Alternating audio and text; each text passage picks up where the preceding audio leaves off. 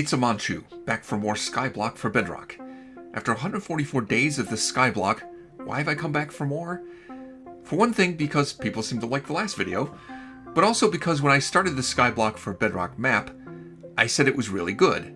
The best map for Bedrock Edition. After freeing the end, I still feel that I haven't yet showed off why this Skyblock map is so great. What makes it different from other Skyblock for Bedrock Edition? Over the next 100 days or so, I'll show you why I'm so hyped for the Skyblock. If you missed the first video, you can check it out in the link, but to sum up, I freed the end, raided a couple end cities, and made it back to the world spawn on day 144. And I still don't have villagers, but that's okay. There's a lot I can do without them. The first thing I did after returning from the end was sort through the booty from the end cities, then barter all the gold I brought back with piglins. There are some extra things in the barter table in this Skyblock, including deep slate cobble, netherrack, soul soil, and even a small chance for ancient debris. But the real price for me was 16 gravel. I can convert that to dirt, but right now, I just want to get some flint from it to make a flint and steel. With flint and steel and the almost 6 stacks of obsidian collected from the end, I can make shortcuts to the nether to places far away from world spawn in the overworld. There's a link in the description below to the website for the Skyblock for Bedrock. On that website you can find coordinates for important biomes and structure spawn coordinates.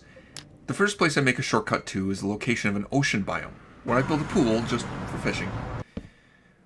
While building the platform, the special trader Wraith shows up.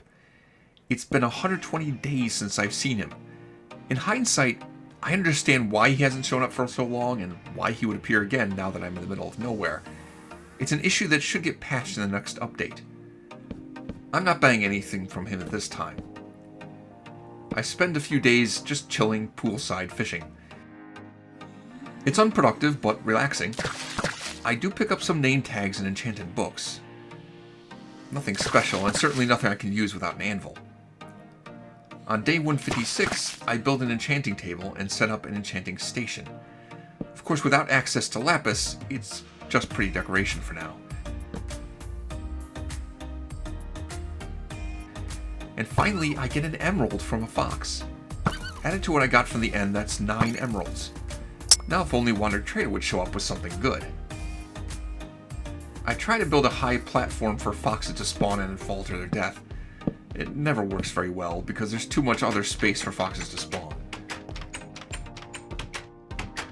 On day 161, I've collected just enough redstone dust from the mob grinder to build an improved stone generator. It isn't the best design possible, but without a lot more iron, it's the best design I can make. It does generate stone instead of just cobblestone, and it's lossless, which is a big improvement.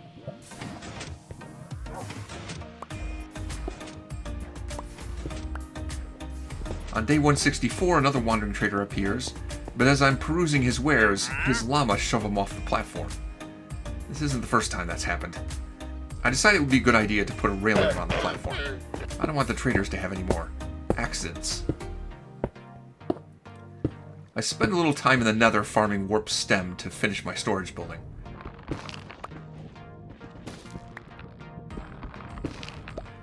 On day 167, a Wandering Trader sells me cactus. It's the only source of green dye, I guess, but that leaves me with only 6 emeralds. I then put a roof of warp wood on the storage building.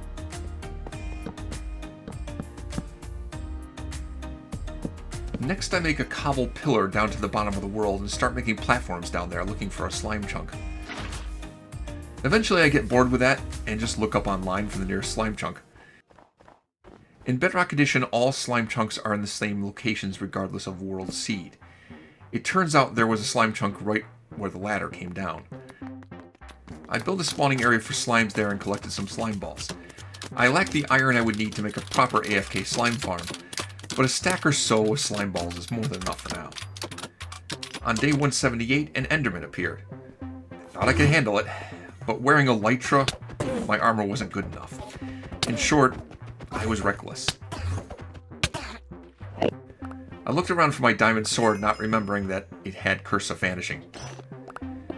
I do have a spare sword, but something occurred to me. For the last 30 days, I've been puttering around without a true goal. Just kind of hoping for the Wandering Trader to show up with something cool to sell. The problem is that I'm down to 6 emeralds. Any sapling costs 5 emeralds, and there's several other things I want to make sure I have enough emeralds for besides saplings. I could really use more emeralds. The best way would be to go back to the end and raid more end cities. On day 179, I start bridging out through the nether to make a shortcut to the end portal. It's back to the stone generator on day 181 because I'm out of blocks, and Wraith appears again. This time I can pick up some nether wart from him. I also blow my wallet to buy a mangrove popagule from the regular wandering trader. That takes me down to 1 emerald left. On day 182 I go back to finishing the path.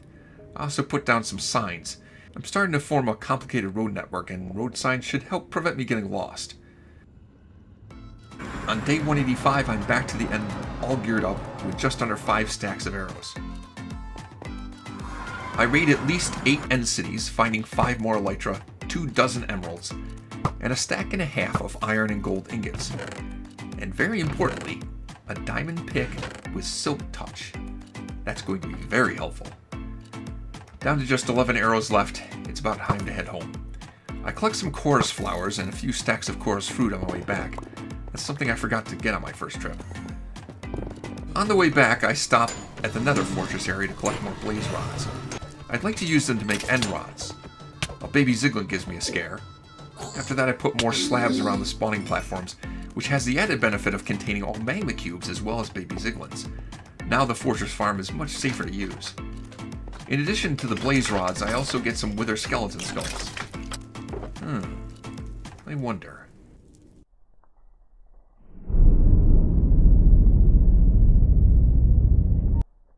Nah, forget it. With the amount of iron I brought back, I can afford to make an anvil. I have a bunch of enchanted bows from the mob grinder in poor condition. With an anvil, I can combine them together to make a fully repaired Power 5 infinity bow. No more need to hoard arrows, no more worries about running out.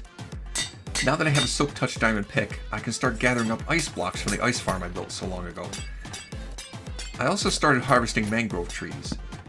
There are more roots than logs, but finally I have a different source of wood from oak.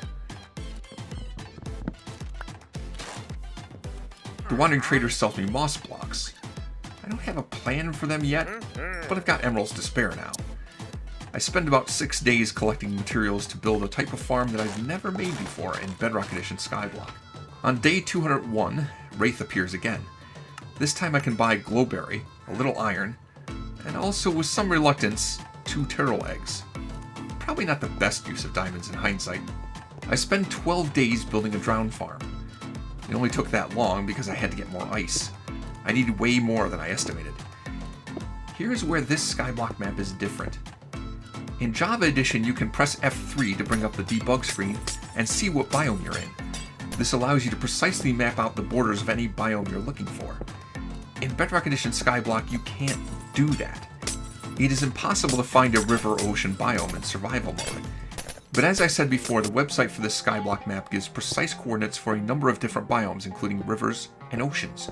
So for the first time ever in a Bedrock Skyblock, I can make a drown farm. Heck, while I'm building the drown farm, some squid spawn in the fishing pool. So now I have ink sacs. That's another first for me in Skyblock. I can make black, gray, and light gray dyes.